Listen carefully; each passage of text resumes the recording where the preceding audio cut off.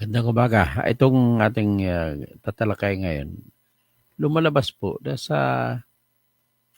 ang mga pangunahing lahat ng mga congressman na gustong i-impeach si Sara Duterte, pinakakurap sa flood control.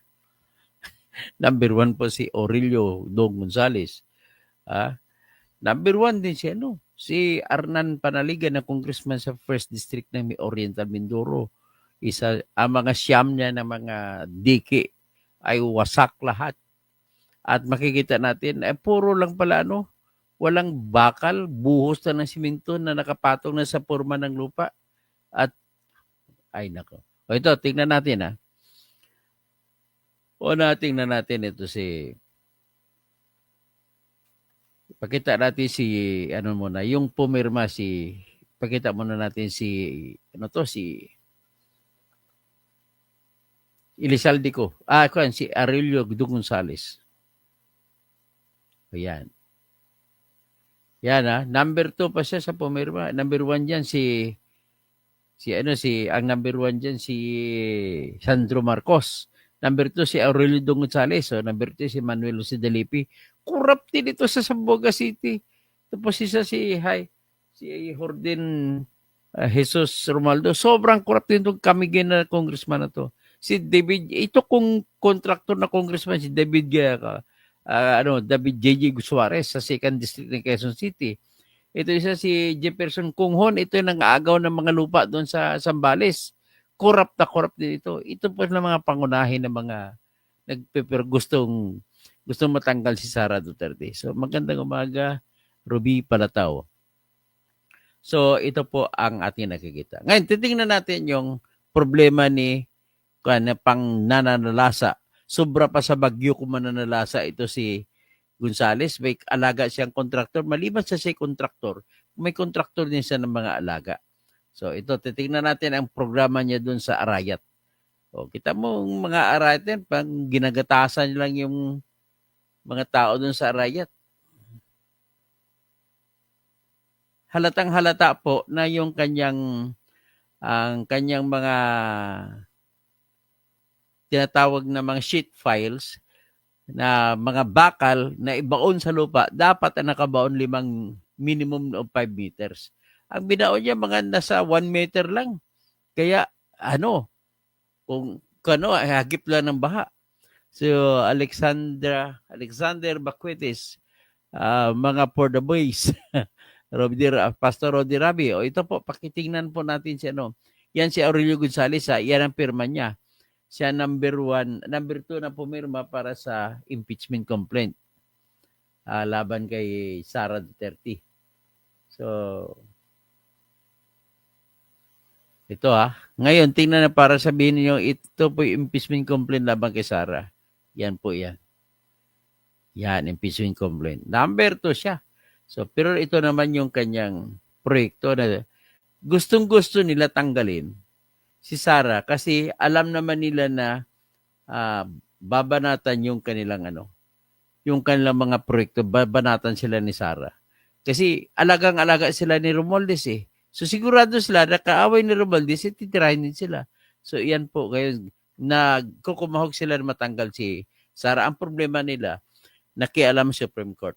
So nawala na, parang namatay ng impeachment. Ngayon, bumaliktad ang mundo. Sila na naman ngayon na nalagay sa balag ng alakanin at nabisto ng mga baha ang kanilang ginagawa. So ito po, tingnan natin yung nangyari dun sa Arayat, Pampanga.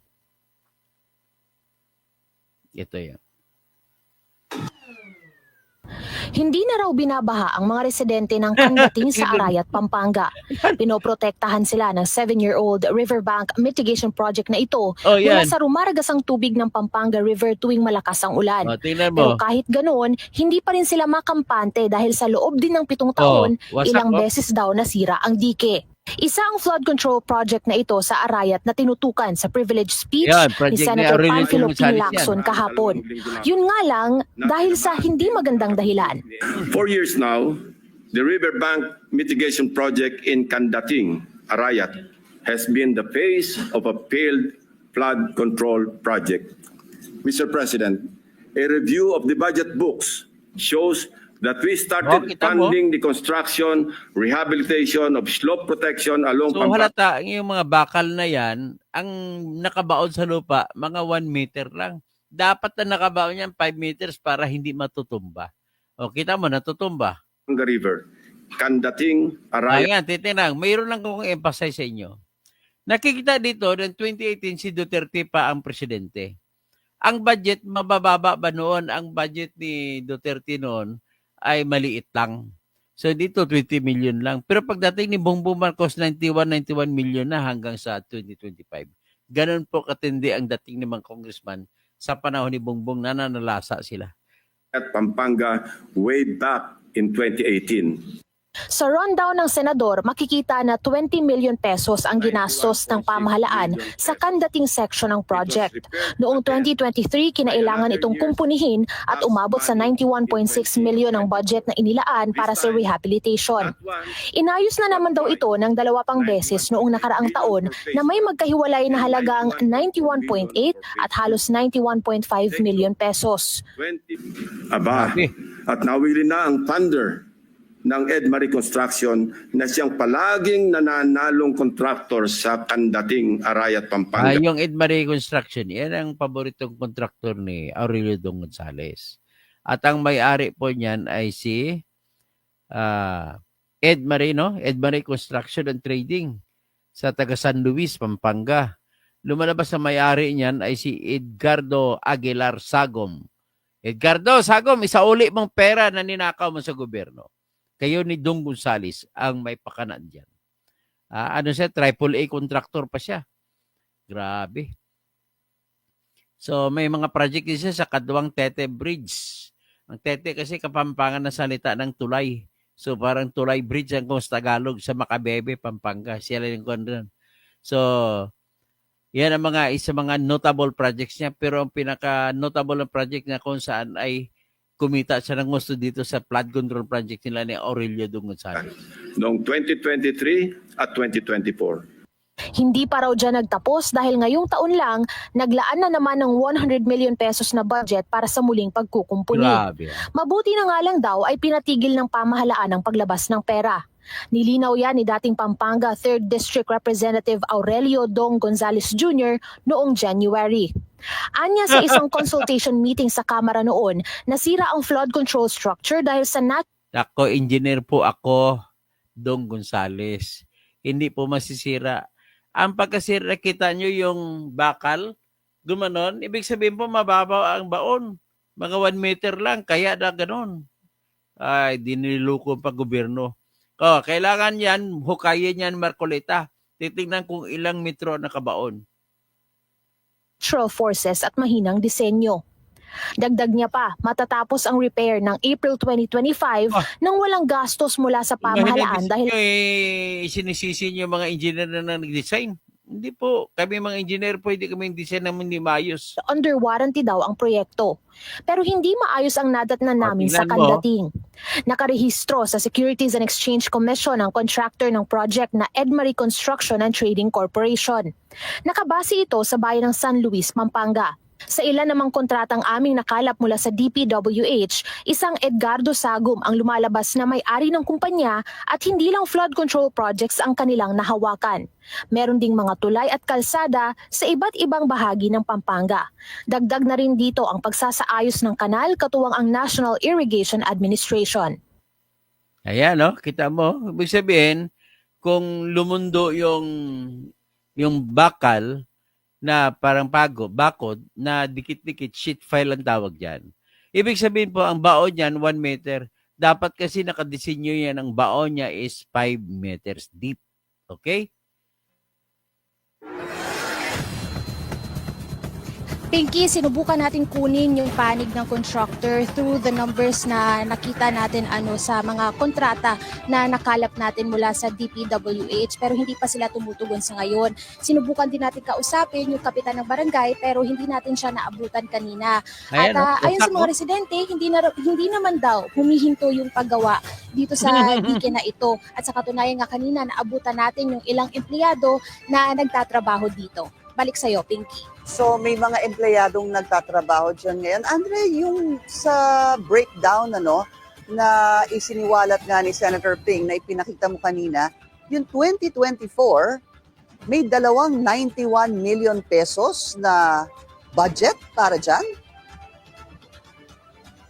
Tama ka dyan, Pinky. Dalawang 91, magkaiba lang yung butal pero sa inilabas ni Senator Ping, yung isa sa 2024 ay nasa 91.1 if hindi ako nagkakamali ha. Tapos yung pangalawa ay nasa halos 91.5 million pesos. Oo, Pinky. hindi sila nagkakalayo, Andrea, pero it's the same location.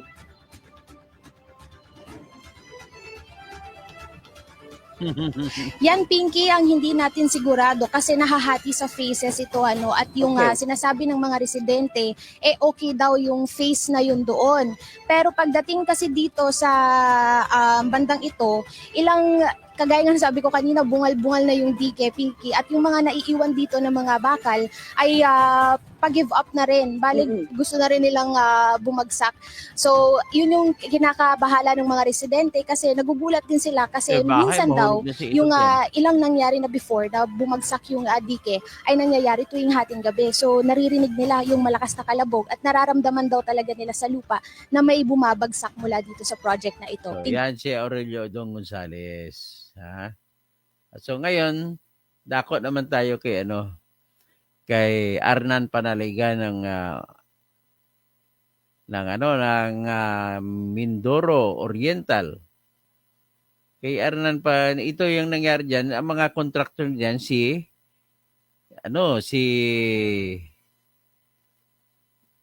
ang anim na project diyan si Sunwest. So, ito naman si Arnan Panaligan.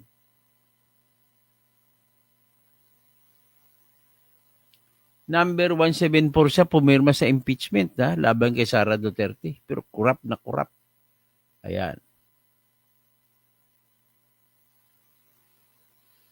So, yan siya, number 174. Impeachment niya laban kay Sara yan. Yan, Arnan Panaligan. Ngayon, para malaman nyo talagang impeachment yan, iakyat ko ito sa taas ang title ng kaso, ng dokumento. Verified Complaint for Impeachment. So, ngayon, ito naman, ipakita naman natin yung kay Arnan. At sa lugar naman ni Arnan Panaligan, ang nangyari, walang bakal-bakal. Ganito po, ito pong nahuli nito. Ito pong ebidensya na ang ginawa nilang diki ay walang bakal. Ito po, tingnan nyo. Ito nahuli na nakuha ito. Buti may nakakakuha. Tingnan nyo. Nakita ba ninyo? Yan i-play natin Biro mo walang bakal pero binuhusan ng simento. Walang bakal, binuhusan ng simento. Ayan. So, paano tatayo ang simento dyan? Pag tuyo yan, pag dinuma ng tubig, wasak yan. Ay, naku.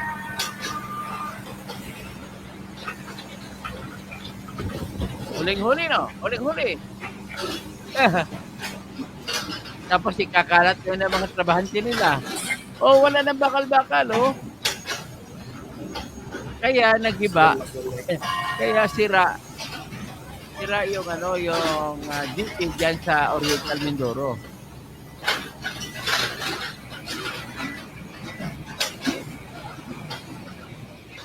Grabe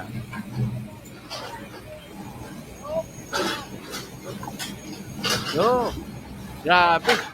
Walang bakal. Ibakal mo, baby. Grabe. Paano na lang ito? Talagang balahura ang paggagawa. Hindi pa maganda timpla ng simento, wala pang bakal. So magkano kinita niyo sa bakal? Tapos lagyan na nila ng bato. Ay, nako. Lagyan na ng bato. Ay, nako. So, yan po ang nakita ninyo. So, ladies and gentlemen, paano pa ngayon yan? So, ngayon, kaya nga, pagka ganon, ito po ang naging resulta niyan.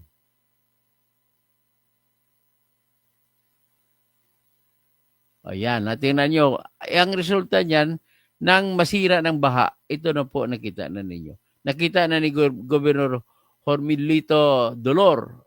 Ayan. Ayan Ayan, nakita na ninyo yan. Oh, walang bakal. Ay, nako. Walang bakal, binuhos sa simento. Kaya ayan, nang inano ng ilog, ay patay. Naglumaking tubig, ay patay. Ay, sa Edgar Nacion, no, nakita niyo na kung anong ginagawa ng panluloko ng mga kontraktor na ito. Dapat bitayin ng patiwarek mga ito. O, Love TV Patrol, nakita mo na kung paano. Argo, huling-huli. O, Cassandra Daisy. O, bakit hindi pa mag-check si BPBM sa Bicol kay Saldico? O, dami-dami doon sa Bicol. O, impeachment ang paraan ng mga ini-impeach sila kasi alam nila yayariin sila ni Sara Duterte pag umupo si Sara Duterte. Kaya ini-impeach nila para hindi na sila mahuli pa yung kanilang ginagawa. So, ayan Dong Gonzales Kabatan. Ayan. Panagutin mga congressman, si Arnan Panaligan din So, Valerie Serna, Virginia Adobo, good evening Sir Toto, watching from London. Ay magandang umaga po sa inyo sa London. So, Alexander Bakuitis, mga For the Boys. So, yan po, Ruby Palatao. O yan, makita na ninyo kung paano. Yan, ladies and gentlemen, and the winner is, so, buti na lang may divine intervention at binisto sila ng Panginoon sa ginagawa nila. So, ito naman ang isang congressman na corrupt din. Ito naman, nabisto naman siya dahil sa ginawa niya na pang-agaw sa mga pwesto. Ito naman, sino kayang congressman sa kwan? Ito naman sa, tika mabalikan natin yung mamaya. Ito muna si Joel Chua.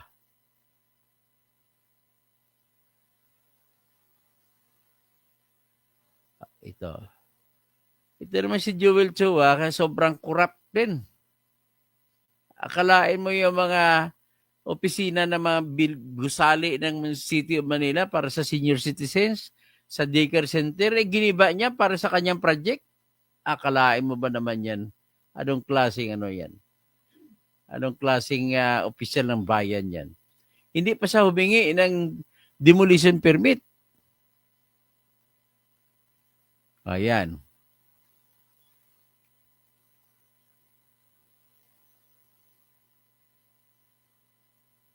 Ito. Itong ginawa, nagagalit si Isko sa kanya. Pero may puder at may-ari. Anong gagawin daw sa inyo?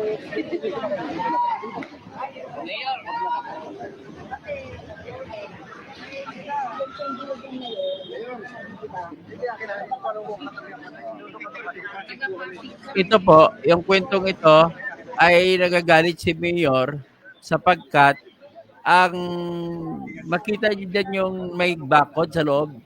Gusali po yan ng mga senior citizens para sa senior citizens, para sa mga batang Maynila na walang bahay, pero giniba ni Chua, Congressman Chua na walang paalam. Yun ang sinasabi ko. Ngayon, sinabihan kayo nagkikibay yung senior citizen office kapag aarili ng Maynila. So, kami po ay Sino nagpapalis? Ito. Ano sa kayo? Ano, yung makita mo may mga ekwipo. Pag-ari ng Manila City and Government, pinaggiba lang ni may building dyan, may gusali, pinaggiba ni Congressman Joel Chua.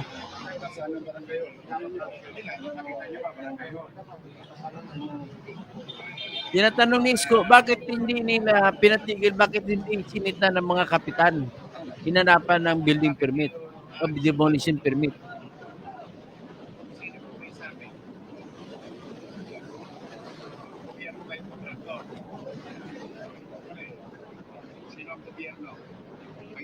Maynila. Katulad yung sinasabi nila. Walang permiso sa amin ako. Sabihin nyo kay Congressman Chua. Saan ang permiso nito? Unang-una, property ng Maynila yan. Property ng Maynila. Property namin. Yung mga bakal. Hinahawa yan na nagagamit ng tao. Siguro binenta niya siguro yung mga bakal na kinuha sa demolition. Nilagay yung mga punubi sa kalye. Kuha ng kandil. Yeah, mga pulubi sa kalye, diyan pala pinapatulog. Sino na naman natanggal ng bilbo? Kaya pinaano. Randy. Kanina po kami yung po sa baba, nagamit ang paper. Nakapakaling tanggalin na. Hindi. May permit sa ito. Bakit nyo tatanggalin yung kuryente ng dito? Bakit tatanggalin yung kuryente ng dito? At kayo, manatili kayo dyan hanggat walang pasya. Ang tama lang lungsod ng Maynila. Hindi congressman. Bakit? Property yan ng Maynila. Hindi yan property ng Kongreso. Patay ka, Joel Chua. Hindi po. Ito ang city electrician.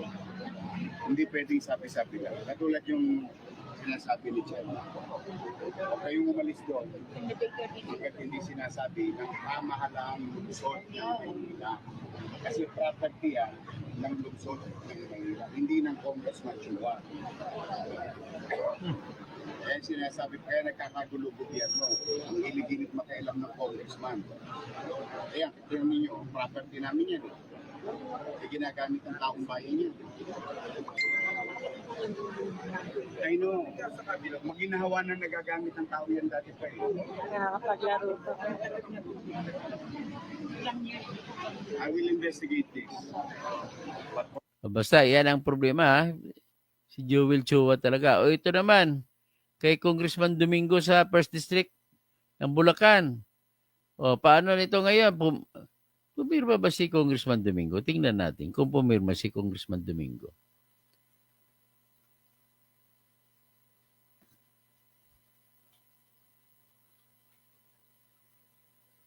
Nako, Danny Domingo, Bulacan.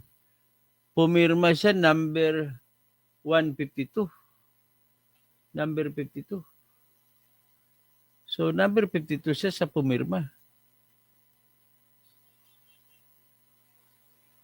Pakita ko sinong pangalan ni Danny Domingo na congressman na pinakakorap na congressman ng Bulacan. Biro mo, 9 billion ang proyekto sa kanya. Ito, tingnan nyo. Pakita ko yung impeachment complaint. So, yan ang impeachment complaint kung nakita ninyo. Tingnan natin sa pumirma na number 52.